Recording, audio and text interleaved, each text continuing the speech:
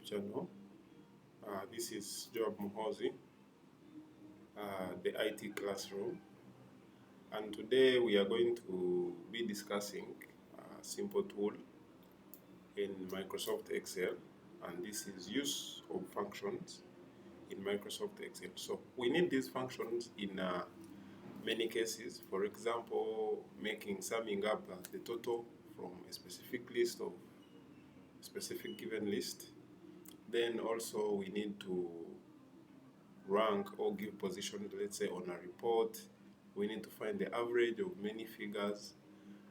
This is the tool that we can run to, and it usually does the work. So let's get straight into it.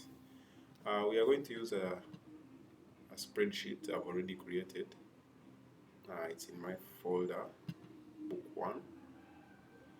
And it is a class list showing marks students have attained in their exams.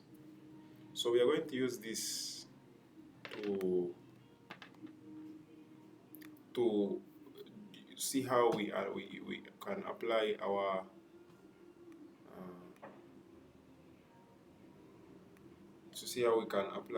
functions. So now here we have our class list with name and then the subject. We have Atosa, Marao, Jen, Noah, Isaac. So we want to see now the total for each. The total from the total of from science, SST, math, English, and see how many marks each got in total. So we have two functions for total. We shall begin with the simplest one. So usually we begin with equal signs. Yeah. So every function has to begin with equal signs. Now the function for total is sum. Then we open our brackets. We select the cell. This time we don't have to type. Typing is also important, but every time you select a cell and it becomes active, its figure is automatically reflected there. So for Atosa, math, science is in B2 up to English, which is in E2. So we shall put a full colon, then we highlight the last. So this will give us a range from B2 to E2. Then we close our brackets and then we enter. So after entering, you see they have given us a total of 279. And then we go to the corner and then we double click and it gives marks for everyone like that. That is one way. Another way is using for every function you begin with equal signs. So we can say our first is from B1 up to E1. So what we do, we say B1, then we look for the sign of addition. We add this one. We add the sign of addition. Math, we add English. Then we enter. Still, the total comes. So that one is a direct one and is the simplest one. But the more tactical one is the summation, kind of. So we go to this corner, we double click, and there we have the totals for each person from every exam. Now after getting the total, we want to find average. Usually we rank or give position depending on who has greater average, who has generally earned more marks per paper than the other. So we can put the word average there, or we can call it mean, depending on what you want. So that's the function for average. For every function we begin with equal signs. So they usually give options. So we put average. That is what we want. Our average is beginning from the first paper up to their last paper. So we choose that one. Then up to is a full colon. Then we choose our last paper. Then we close brackets and enter. So it gives us the average automatically without having to manipulate for each one of them. So if we double click here, you see everyone has an average. Now the highest has 83.7. Now if there are very few people, from here you can just see the first one. This is number 1 because he has 87. It is very obvious. 2. Then we see the third is on top there. Then the fourth, and now the fifth has 45.5, and that is around Jane. If we are dealing with very few people, but imagine you have a list of 1,000 people and you have to rank them from 1 to 1,000. You can't do that for everyone. So we shall use, let's call it position. So we shall use our rank function. So we like every fact on average attained by each student. So what we do here is we are going to use our rank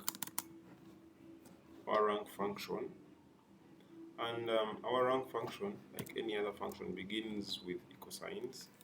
Then we press rank. Then we open our brackets. We are going to rank according to average. So the first average is for Atosa. It's at H2. Then we put a comma.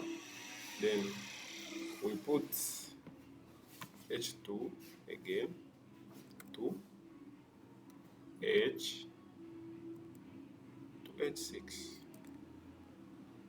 Then we close our brackets. Now, if we enter like this, yes, the positions will be awarded, but it will consider for everyone. So you will get like weird, some people are having weird positions. So what we do, we tend to fix these cells by adding a $sign before each and every figure. So before H, we put a $sign. Before 6, we put a $sign. So what it makes it, it's like H2, then comma, $sign H, $sign 2, then 2, $sign H, $sign 6. Then we enter our function, and automatically we have the ranking. So we have the position for each student coming up here, as we are seeing, and it reflects the first one we input manually. So which means we are having our right result. So I wanted to use that as a control. So you may also want to add a comment, for example, promoted, repeat. So in this case, we are going to use what we call the if function to add our comment. So like any other function, begins with equal signs, if, then we open our brackets. Then we say, let's say those who are below 50 are going to repeat, and those who are above 50 will be promoted. So we are going to put two options, promoted and repeat.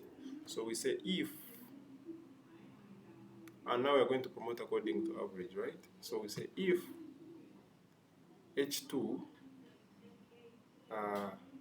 is above, so we use our greater sign or less.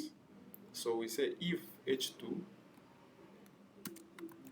is that is a greater sign. If it's greater than 50, comma, we say promoted.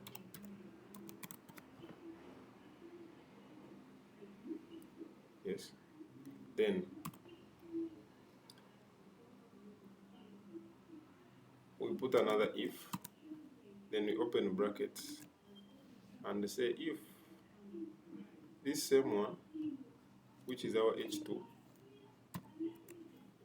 is less than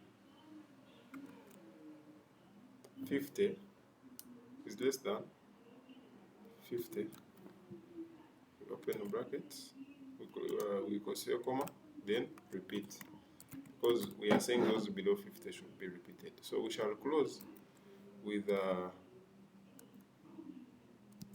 brackets times 2, because we entered two functions, and then we enter and see what it gives us.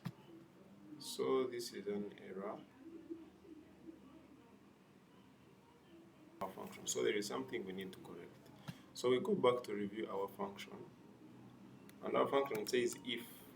So now there is an important tool that we usually use, and that tool is we usually put the comment in the brackets.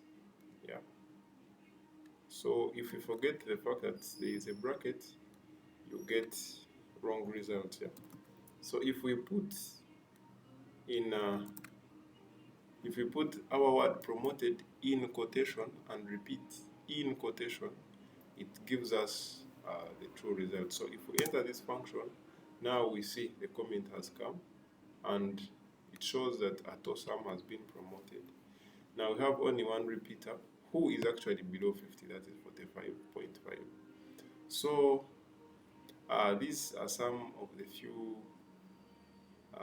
functions that we can use in Microsoft Excel to make our work so easy. So thank you for following up to this stage. Please like and subscribe, and stay locked for our next presentation.